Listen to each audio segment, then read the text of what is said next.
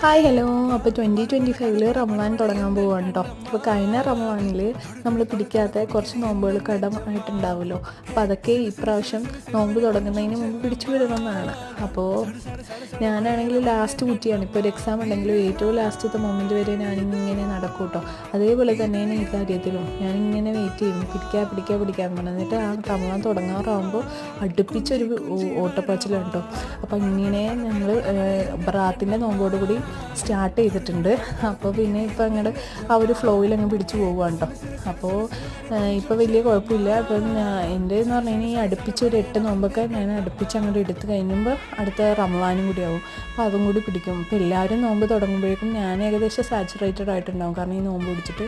പക്ഷേ ഇപ്രാവശ്യം നല്ല പെട്ടുപോയിട്ടോ. ഒരു 2 നോമ്പൊക്കെ ആയപ്പോഴത്തേനും ഭയങ്കര ടയേർഡ്, ഭയങ്കരമായിട്ട് ദാഹമൊക്കെ തോന്നുന്നുണ്ട്. ഇനിയും പോകെ മാറുമെന്ന് വിശ്വസിക്കുന്നു. അപ്പോൾ അത്രയേ ഉള്ളൂ. Thank you.